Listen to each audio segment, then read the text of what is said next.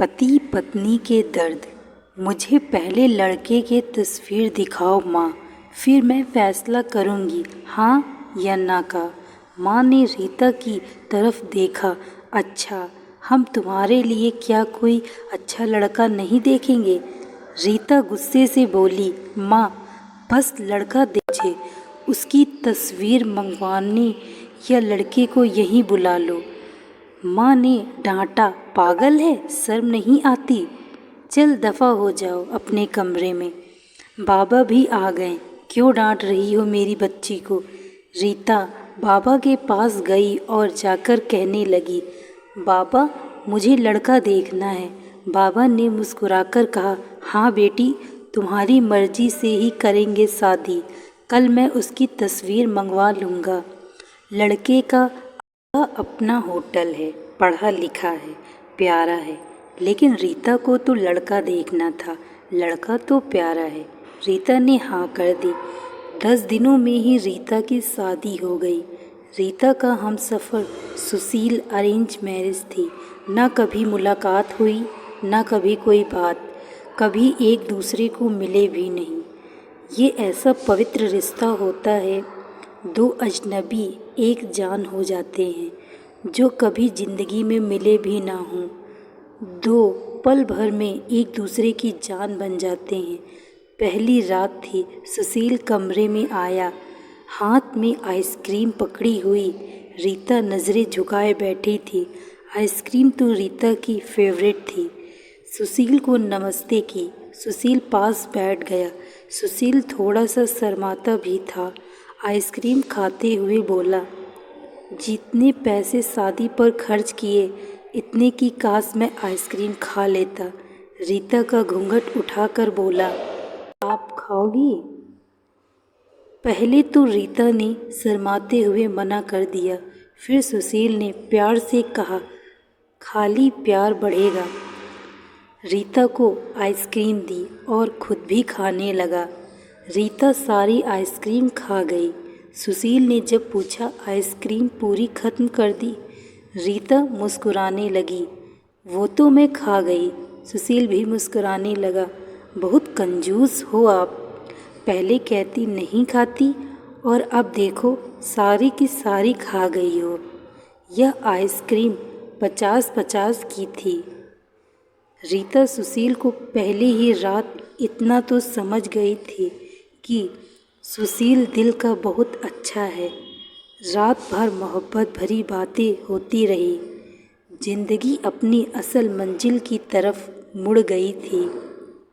वक्त गुजरने लगा। रीता के भाई की शादी थी। रीता 4 महीने की प्रेग्नेंट भी थी। रीता ने सुशील से कहा, मुझे भाई की शादी में जाना है। सुशीला ने रीता के पास बैठकर बोला, रीता, डॉक्टर ने आपको लंबी यात्रा करने से मना किया, इसलिए मैं कोई रिस्क नहीं लेना चाहता। मैं नहीं इजाज़त दे सकता शादी में जाने की। रीता को बहुत गुस्सा आया। सुशील, पागल हो गए हो क्या?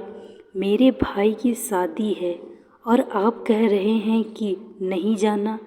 आप मुझे कार में बैठाकर आराम से छोड़कर आ जाएं। बस। सुशील ने रीता का हाथ पकड़ा, मोहब्बत से फिर समझाने लगा, रीता क्यों बेकार की जिद करती हो? डॉक्टर ने यात्रा करने से मना किया है तो मैं नहीं जाने दे सकता।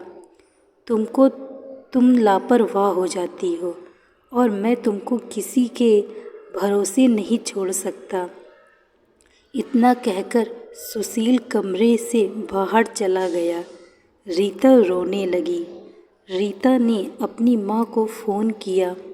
सुशील मना कर रहा है शादी में आने के लिए। माँ ने समझाया, बेटा अगर वो कह रहा है तो मत ही आओ।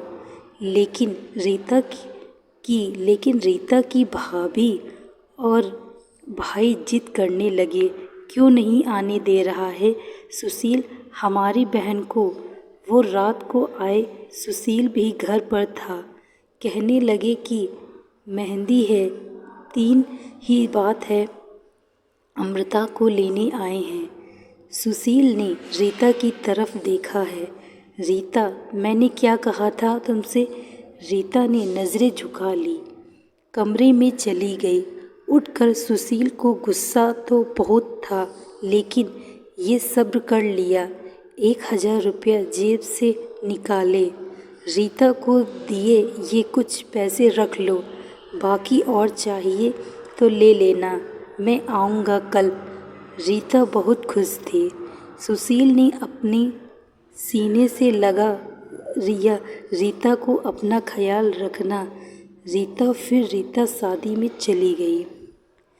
मेहंदी की रात रीता की बुआ की लड़की भी आई हुई थी। डांस भी किया, काफ़ी एंजॉय किया। बारात वाले दिन जब भाई की बारात लड़की वालों के घर पहुंची तो बारिश हो रही थी। गले में काफ़ी कीचड़ था। रीता का पाँव फिसला, गिर गई। गिरते ही उसके पेट में दर्द होने लगा। रीता ज़ोर ज़ोर से रोने लगी। जल्दी से रीता को अस्पताल ले गए। रीता दर्द से चिल्ला रही थी। सुशील को कॉल की, रीता के बारे में बताया। सुशील घबरा गया। वो जल्दी से अस्पताल पहुंचा। डॉक्टर रीता को इमरजेंसी वार्ड में ले गए थे। सुशील बहुत परेशान था। दिल की धड़कनें बेकाबू थी। जुबान पर ईश्वर का जाप था। बाकी सब लोग शादी की खुशियों में मग्न थे, लेकिन यहाँ सुशील परेशान खड़ा था। कुछ देर बाद डॉक्टर कमरे से बाहर आए। उन्होंने सॉरी कहते हुए बताया, आपका बच्चा मर चुका है, लेकिन बेजान सा होकर कुर्सी पर बैठ गया है। भगवान से हिम्मत मांगकर जल्दी से वार्ड में गया। रीता रो रही थी। सुशील को देखकर मुंह मोड़ लिया। सुशील पास बैठ गया, सर पर हाथ फेरने लगा। अच्छा चल चुप कर मेरी सोनी, रोना बंद कर, बस ऊपर वाले की मर्जी थी। रीता फूट फूट कर रोने लगी। सुशील मुझे माफ़ कर दे, मुझसे गलती हो गई। सुशील ने आंसुओं से भीगी हुई पलकों को चूम लिया। अरे बस बस मेरी जान, रोते नहीं हैं, बस ऊपर वाले की मर्जी थी, चुप हो जाओ।